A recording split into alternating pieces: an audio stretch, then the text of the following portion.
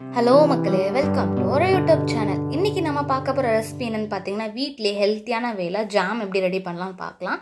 Apple jam நம்ம ready பண்ண போகிறோம். ஃபுட் கலர்ஸ் எதுவுமே ஆட் பண்ணாமல் நம்ம ஹெல்த்தியான வேலை ஜாம் எப்படி வீட்டிலே ரெடி பண்ணலாங்கிறத பார்க்கலாம். அதுக்கு முன்னாடி நம்ம சேனலை இது வரைக்கும் சப்ஸ்கிரைப் பண்ணாதவங்க மறக்காமல் சப்ஸ்கிரைப் பண்ணிக்கோங்க. நம்ம குட்டி குட்டியாக ஆப்பிள் அண்ட் பீட்ரூட்டை கட் பண்ணி எடுத்து வச்சுருக்கோம். ஹாஃப் பீட்ரூட் 2 ஆப்பிள் எடுத்துருக்கோம். இதை இந்த மாதிரி சைஸில் கட் பண்ணி எடுத்து இட்லி குக்கர் இருந்துச்சுன்னா உங்கள் வீட்டில் அந்த இட்லி பாத்திரத்தில் கீழே தண்ணி ஊற்றிட்டு ஒரு பிளேட் மட்டும் வச்சு அப்படியே அதை வேக வச்சு எடுத்துக்கோங்க.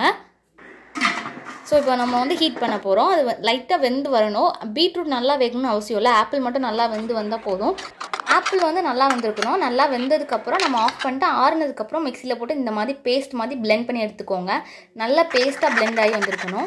அதையுமே நல்லா ஃபில்ட்ரு பண்ணி விடுங்க. சின்ன சின்ன கட்டி இருந்தாலுமே உங்களுக்கு அது ஃபில்டர் ஆகி வந்துடும். ஸோ இந்தளவுக்கு நல்லா பிளெண்ட் பண்ணி எடுத்ததை ஃபில்ட்ரு பண்ணி எடுத்துக்கோங்க. ஜஸ்ட் ஃபுட் கலர் ஆட் பண்ணாமல் நம்ம பீட்ரூட் ஆட் பண்ணதுனாலே நமக்கு இந்த கலர் கிடச்சிருக்கு. 2 ஆப்பிளுக்கு ஆஃப் பீட்ரூட் தான் ஆட் பண்ணோம். அதுக்கே நமக்கு இவ்வளோ ரெடிஷாக வந்துச்சு. நீங்கள் எக்ஸ்ட்ரா பண்ணோன்னா இந்த ரேஷியோவில் நீங்கள் ஆட் பண்ணிக்கோங்க. இப்போ ஒரு கடையில் வச்சு நல்லா மிக்ஸ் பண்ணி விடுங்க. அது லைட்டாக பபிள்ஸ் வர மாதிரி ஸ்டேஜ் வந்ததுக்கப்புறம் நம்ம சுகர் ஆட் பண்ணியிருக்கலாம். சுகர் நீங்கள் எந்த பவுலில் அதை அளந்தீங்களோ அதே பவுலில் உங்களுக்கு எவ்வளோ இருந்துச்சோ, ஒரு பவுல் ஃபுல்லாக இருந்துச்சுன்னா அதுக்கு முக்கால் கப் அளவுக்கு சுகர் ஆட் பண்ணிக்கலாம். அந்த ஒரு பவுலுக்கு நீங்கள் கவுண்ட் பண்ணிங்கன்னா நல்லா மிக்ஸ் பண்ணிகிட்டே இருங்க. நல்லா திக்காகி வரும். உங்களுக்கு அந்த திக்காகி வர ஸ்டேஜில் ஒரு ஆஃப் லெமன் ஸ்னியூஸ் பண்ணிக்கோங்க.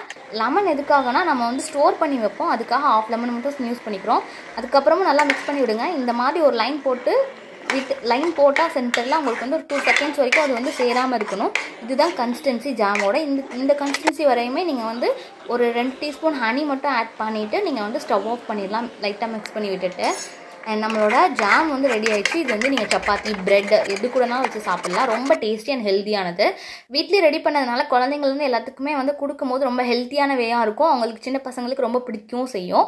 நீங்கள் இது கூட சுகருக்கு ஆல்டர்னேட்டிவாக பனங்கற்கண்டு இல்லைனா ப்ரௌன் சுகர் கூட ஆட் பண்ணிக்கலாம். ரொம்ப ஹெல்த்தியாக இருக்கும்.